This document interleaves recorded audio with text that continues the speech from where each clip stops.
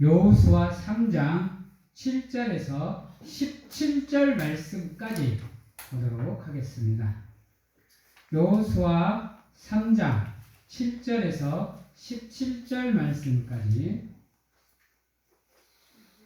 제가 가지고 있는 성경으로 구약 성경 322면에 있습니다.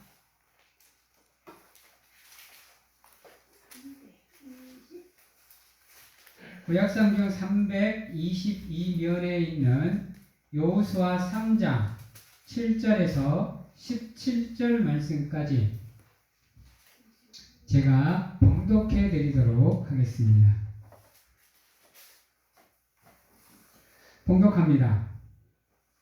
여호와께서 여호수아에게 이르시되 내가 오늘부터 시작하여 너를 온 이스라엘의 목전에서 크게 하여 내가 모세와 함께 있었던 것 같이 너와 함께 있는 것을 그들이 알게 하리라. 너는 언약궤를 맨 제사장들에게 명령하여 이르기를 너희가 요단 물가에 이르거든 요단에 들어서라 하라. 여호수아가 이스라엘 자손에게 이르되 이리 와서 너희 하나님 여호와의 말씀을 들으라 하고 또 말하되 살아계신 하나님이 너희 가운데에 계시사 가나안 족속과 헷 족속과 히 족속과 브리스 족속과 기르가스 족속과 아모리 족속과 여부스 족속을 너희 앞에서 반드시 쫓아내실 줄을 이것으로써 너희가 알리라. 보라, 온 땅에 주의 언약궤가 너희 앞에서 요단을 건너가나니 이제 이스라엘 지파 중에서 각 지파에 한 사람씩 12사람을 택하라. 온 땅에 주 여호와의 궤를 낸 제사장들이 들의 발바닥이 요단물을 밟고 멈추면 요단물 곧 위에서부터 흘러내리던 물이 끊어지고 한 곳에 쌓여 서리라. 백성이 요단을 건너려고 자기들의 장막을 떠날 때 제사장들은 언약궤를 메고 백성 앞에서 나아가니라. 요단이 곡식 거두는 시기에는 항상 언덕에 넘치더라. 궤를 맨 자들이 요단에 이르며 궤를 맨 제사장들의 발이 물가에 잠기자 곧 위에서부터 흘러내리던 물이 그쳐서 사르단에 가까운 매우 멀리 있는 아단성읍 변두리에 일어나 한 곳에 쌓이고 아라바의 바다 여매를 향하여 흘러가는 물은 완전히 끊어지며 백성이 여리고 앞으로 바로 건널새 여호와의 언약궤를 맨 제사장들은 요단 가운데 마른 땅에 굳게 섰고 그 모든 백성이 요단을 건너기를 마칠 때까지 모든 이스라엘은 그 마른 땅으로 건너갔더라. 아멘. 오늘 말씀은 교회의 여러 가지 기능들을 얘기해 주고 있는데 여러분 교회의 공동체와 세상의 공동체의 다른 점은 무엇일까요? 세상에서 가지는 모임과 우리 교회가 다른 점이 무엇일까요? 차이가 있을 거 아니에요. 교회나 세상이나 똑같은 사람들이 모이는 공동체인데 과연 차이는 무엇일까?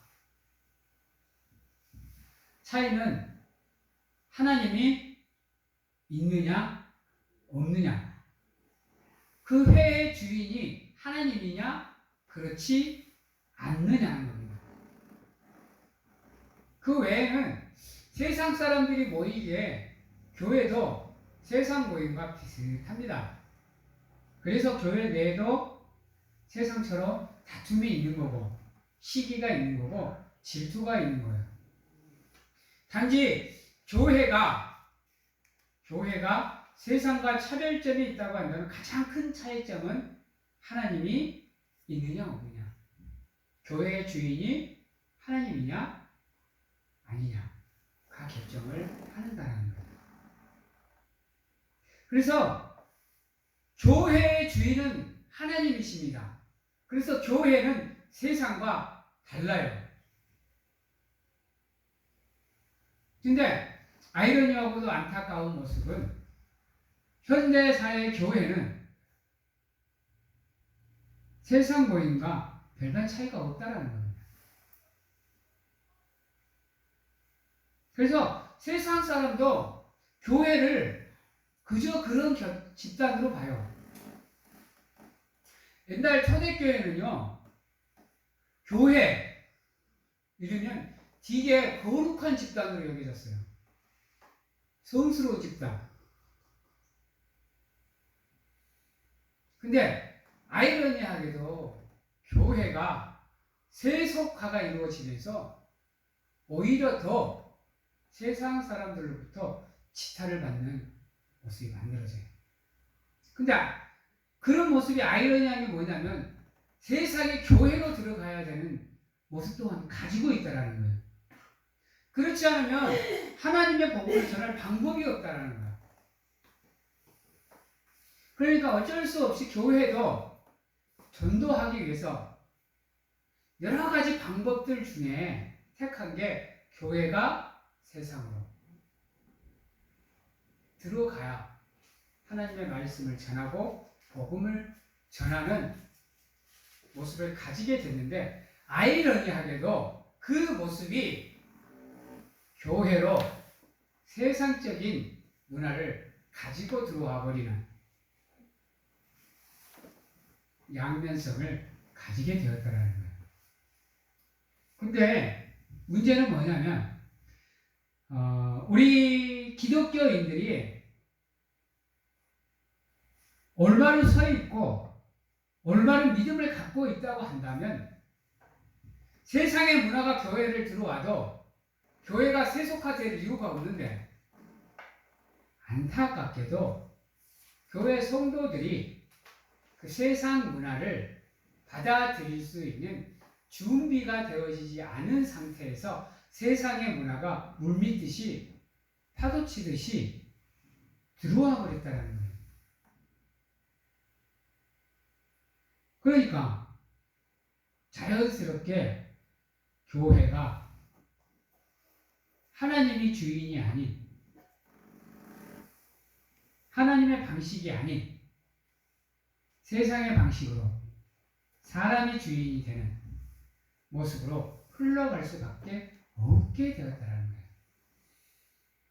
여러분, 우리가 예배를 드리는 여러 가지 요소를 한번 보세요.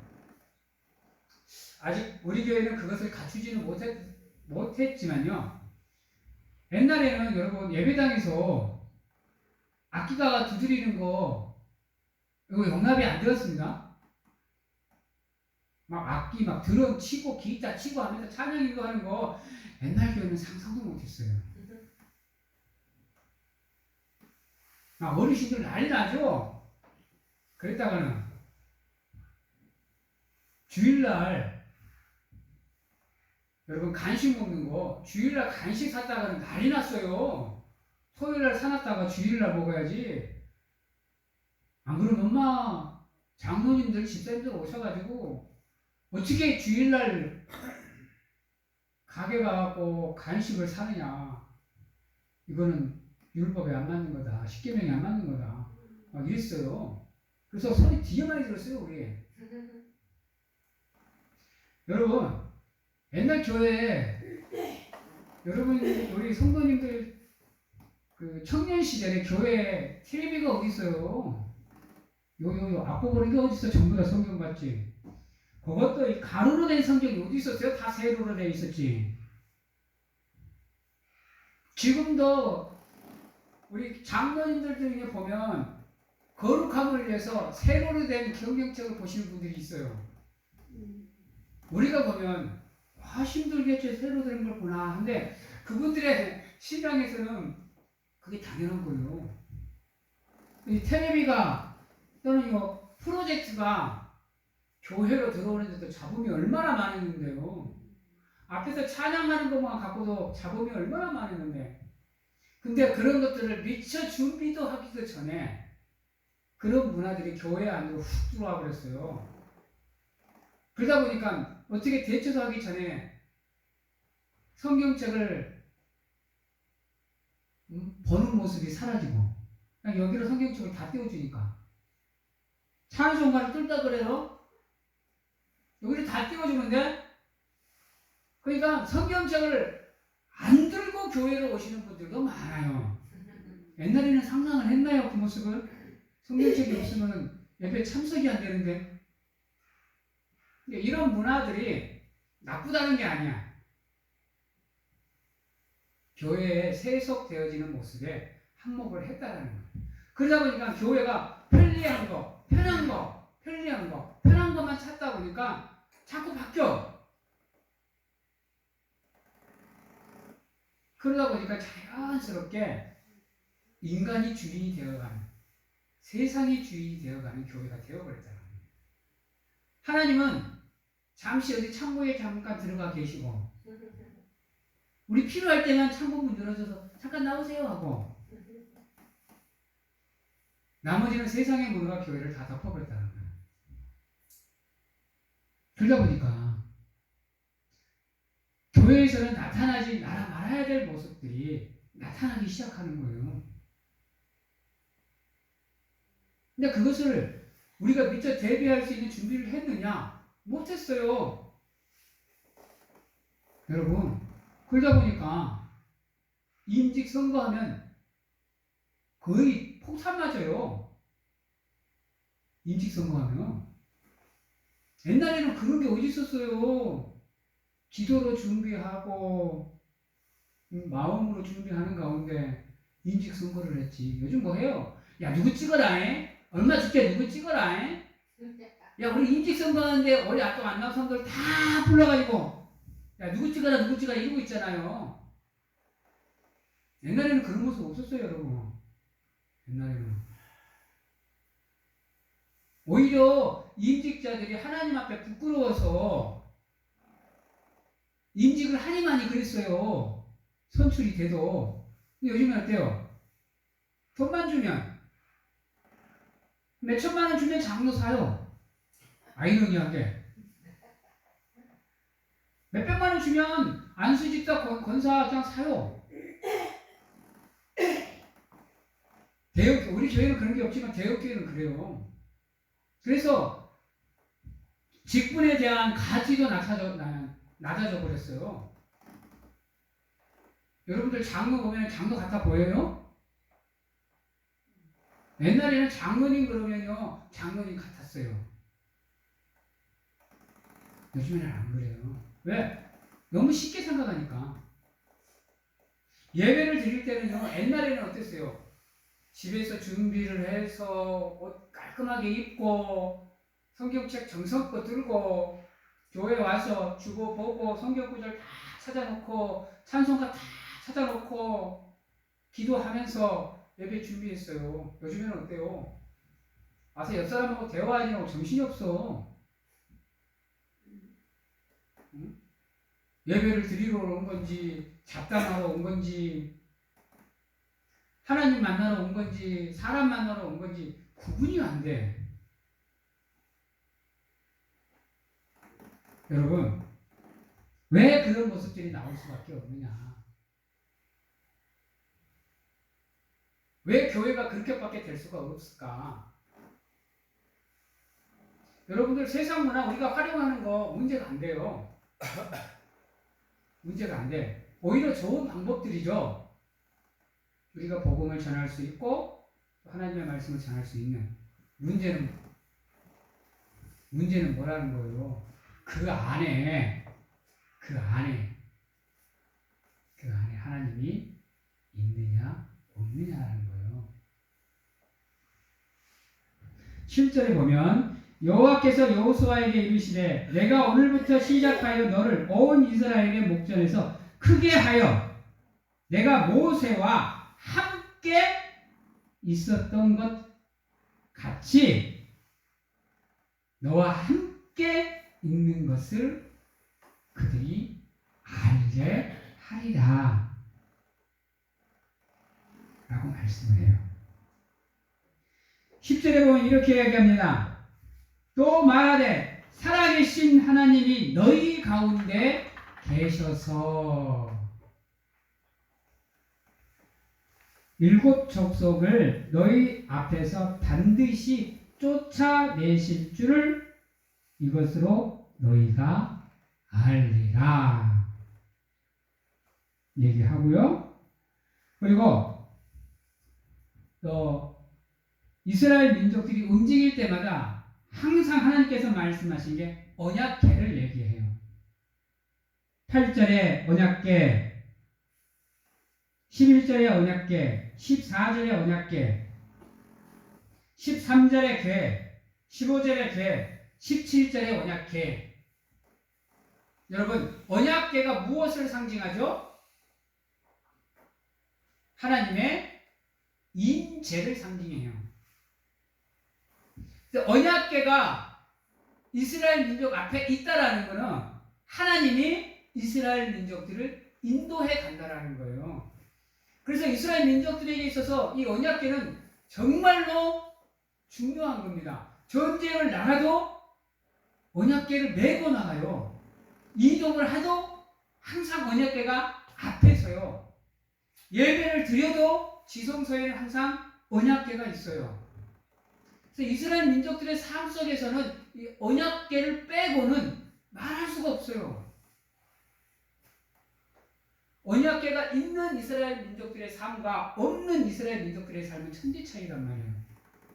그래서 언약궤가 상징하는 것은 하나님이 우리와 함께함을 상징하는 겁니다. 하나님의 인재를 상징해요. 우리 교회의 언약궤는 뭐냐? 여러분들의 신앙의 언약궤는 무엇입니까? 따라해봅니다. 교회의 언약궤는 하나님이십니다. 성도의 삶의 언약궤는 하나님이십니다. 하나님이 함께하는 교회, 하나님이 함께하는 성도, 하나님이 함께하는 삶, 하나님이 함께하는 믿음, 이 모습이 있어야 교회와 세상의 모임이 구분이 되는 거예요. 그렇지 않으면 절대로 구분이 안 됩니다.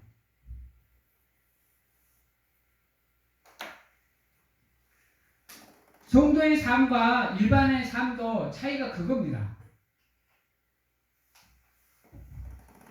그래서 목회자가 하는 일도 마찬가지고 항존직이 하는 일도 마찬가지입니다. 항상 하나님의 계획가 앞에 있어야 돼요.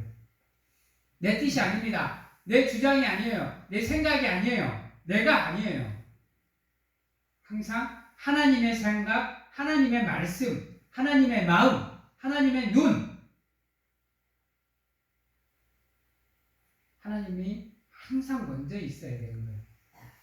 그게 여러분이 세상 사람들과 구별되어지는 방법 중에 하나예요. 영적 분별력을 가질 수 있는 방법 중에 하나예요. 항상 하나님이 여러분들의 삶 앞에 있어야 돼요. 그를 인정하라. 그가 곧 너희의 길을 인도하리라. 이게 성도의 삶이라는 거예요. 사랑하는 성도 여러분, 비록 우리가 세상에서 세상의 방식대로 살아가다 보니까 하나님이 우선되는 삶이 참 버겁습니다. 특히나 세상 삶을 같이 병행해서 살아가는 우리 사랑하는 성도님들은 그러한 모습들을 갖추고 살아가기가 쉽지가 않아요. 하지만 적어도 나를 구원해 주신 그 하나님의 사랑에 감사하는 마음이 있다고 한다면 여러분들 또한 그러한 하나님을 향한 사랑의 모습, 하나님이 우선되는 삶의 모습을 가지기 위해서 노력을 하셔야 돼요. 그래야 하나님이 여러분들의 삶을 붙잡아 주시고 인도해 주시는 거예요. 그렇지 않으면 여러분들이 세상과 구별되어지는 삶을 살아가기가 쉽지 않아요. 밖에 있는 사람들이 여러분들을 그리스도인이라 인정해 줄 수 있는 모습은 그 모습밖에 없어요. 초대교회 하나님을 믿는 백성들이 안디옥에서 그리스도인들이라 인정을 받았던 이유는 뭐냐? 안디옥 사람들이 그들을 그리스도인이라 불러줬던 이유는 뭐냐? 그들의 삶의 우선순위가 하나님이었으니까. 가는 곳마다 복음을 전하고 가는 곳마다 예수를 전하고 가는 곳마다 하나님만 부르니까 안디옥 사람들이 그들을 그리스도인이라 인정을 하고 불러주는 겁니다. 우리도 마찬가지인 거예요. 우리는 하나님의 백성입니다. 그렇죠? 우리는 예수님을 믿는 믿음의 사람들입니다. 그렇죠? 우리는 교회를 다니는 사람들이에요. 기독교인들이에요. 그렇다면 우리의 삶의 모습이 하나님으로 맞춰지는 모습이 나와야 세상 사람들이 우리의 삶의 모습을 보면서 아, 하나님을 믿는 사람들, 기독교인들, 그리스도인들 이라고 불러줄 수가 있는 거예요. 그런 모습이 없는데 누가 우리를 그리스도인이라고 불러주고 누가 우리를 예수를 믿는 사람으로 인정을 해줘요? 누가 우리 교회를 교회라고 불러줘요? 하나님의 공동체에는 반드시 하나님이 계셔야 돼요. 하나님을 믿는 사람들이면 반드시 그 삶에 하나님이 있어야 돼요. 그분이 여러분들의 삶의 우선순위가 돼 주셔야 돼요. 그래야 저 밖에 있는 사람들이 그래 너는 하나님을 믿는 사람, 너는 그리스도인이라고 인정을 해주는 거예요. 그 믿음을 하나님이 원하셔요. 누구에게? 여러분들에게. 이것을 기억을 하셔서 여러분들이 세상에서 살아갈 때 한 발자국씩 조금이라도 더 하나님을 내 삶의 중심으로 모시기 위해서 노력을 하셔야 됩니다. 그리고 우리 교회가 세상과 다른 점은 또 뭐냐? 지도자들이, 직분자들이 앞장을 서야 된다는 거예요. 뒤쪽으로 빠지면 안 된다는 거예요. 뒤에서 그냥 팔짱 잡고 그냥 하고 있는 게 아니라는 거예요. 우리 기독교는 설설수범을 해야 된다는 거예요. 그게 세상과 구별되어지는 또 하나의 모습입니다. 오히려 높은 사람이면 높은 사람일수록 낮아져서 남을 섬기는 자리로 내려가는 겸손한 모습이 있어야 된다는 거예요. 하나님께서 가장 싫어하는 게 뭔지 아세요? 교만이에요. 하나님께서 하나님의 성도님들이 가장 가지고 싶어 하게끔 만드는 게 바로 겸손이에요. 어거스틴이 뭐라 그래요? 첫째도 겸손이요, 둘째도 겸손이고, 셋째도 겸손이다라고 얘기를 해요. 우리 교회가 세상에 물들어 버리는 이유, 교만하니까. 내가 최고라고 생각하니까.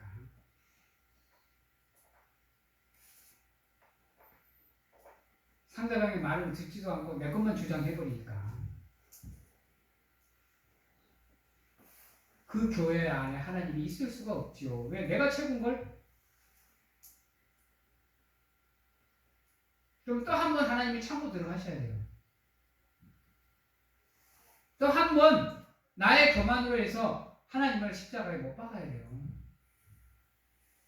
사랑하는 성도 여러분, 그리스도인은 예수 그리스도의 십자가와 그분의 죽음과 그분의 부활을 믿는 사람들입니다. 십자가와 죽음과 부활은 겸손의 상징입니다. 적어도 내가 하나님을 믿는 사람이다, 내가 예수 그리스도를 믿는 사람이다 라고 생각을 하면 교회 공동체 안에서는 낮은 자리로 내려가셔야 돼요. 그래서 섬기는 자리, 봉사하는 자리, 헌신하는 자리, 성도를 위해서, 하나님을 위해서 겸손하게 그 자리로 내려가셔야 되는 거예요. 그래서 나를 비워야 되고요, 나를 내려놓아야 되는 거예요. 따라해봅니다. 나는 내일 하나님 앞에서 죽노라. 이 사도 바울의 고백이 여러분들의 날마다의 고백이 되셔야 돼요. 내 필요할 때만 죽는 게 아니에요. 내 필요할 때만 겸손하는 게 아니라고요. 모든 상황 속에서 나에게 좋은 상황이든 나쁜 상황이든 낮은 자리로 내려가셔야 돼요. 근데 그게 참 힘들죠? 쉽지 않죠? 우리도 힘들어요. 우리도. 그런데 성도님들은 얼마나 힘드시겠어? 응? 그래도 하나님을 위해서 여러분들이 낮고 낮은 자리로 내려가시기 위해서 노력을 하셔야 되는 거예요. 목회자를 위해서가 아니에요. 주변 사람을 위해서도 아니고요. 하나님을 위해서예요. 하나님을 위해서. 나를 구원해 주시고 나를 삶을 사냥을 삼아주신 그분의 사랑에 보답하기 위해서 여러분들이 낮은 자리로 내려가시는 거예요. 우리 한국교회 잘못된 모습 중에 하나가 목사님들을 되게 섬겨요. 섬기는 건 좋아요. 여러분, 목회자를 섬기면서 도와주고 챙겨주고 하는 거 좋아. 그러나 목회자가 교회 주인이 되면 안 돼요. 목회자가 왕이 되면 안 된다고요. 우리 한국교회는 그게 참 안타까워요. 물론 뛰어난 능력을 갖고 계시는 분들을 섬겨야죠. 근데 그분들이 교회 주인이 되버려. 안타까운 거예요.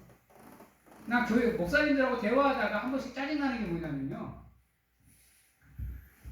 야, 그 교회에 누구 목사지? 나 이거 되게 듣기 싫어해요. 교회면은 하나님의 교회죠. 여러분, 명성교회가 김상환 목사님 교회인가요? 어떠세요? 꿈의 교회가 담임 목사님 교회인가요? 아니에요, 여러분. 이찬수 목사님도 그 교회 주인이 아니라고. 유기성 목사님도, 김학중 목사님도, 성태근 목사님도, 김삼환 목사님도 다 교회의 주인이 아니에요. 근데 교회 주인으로 섬겨버리니까 자기 마음대로 해버리잖아요. 하나님이 없잖아. 하나님이 없는 것처럼 행동해버리잖아요. 그래서 교회가 세상에 지탄을 받잖아요. 따라해본다. 명계교회 주인은 하나님이십니다. 아멘. 제가 아니에요. 하나님이세요. 그걸 잊어버리지 마시고 늘 여러분들이 교회의 주인이신 하나님을 위해서 낮은 자리로 겸손하게 자기를 버리시는 가운데 내려가셔서 성도를 섬기고 하나님을 섬기는 사랑하는 성도님들이 다 되시기를 바랍니다. 그리고 직분자들은 항상 앞장서서 성도들을 이끌어 나갈 수 있도록 노력을 하셔야 돼요. 잘못했을 때는 물론 충고도 해주시고 조언도 해주셔야 돼요. 그러나 사랑의 언어로, 위로의 언어로, 배려의 언어로 하셔야 돼요. 교제는 성령의 교제입니다. 내 교제가 아니에요. 성령의 교제예요. 그래야 문제가 생기질 않아요.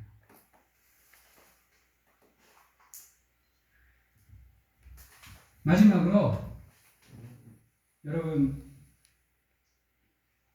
16절 보면 이렇게 얘기합니다. 곧 위에서부터 흘러내리던 물이 그쳐서 사르단에 가까운 매우 멀리 있는 아단성읍 변두리에 일어나 한 곳에 쌓이고 아라바의 바다 여매로 향하여 흘러가는 물은 온전히 끊어지며 백성이 여리고 앞으로 바로 건널새 여호와의 언약궤를 맨 제사장들은 요단 가운데 마른 땅에 굳게 서고 그 모든 백성이 요단을 건너기를 마칠 때까지.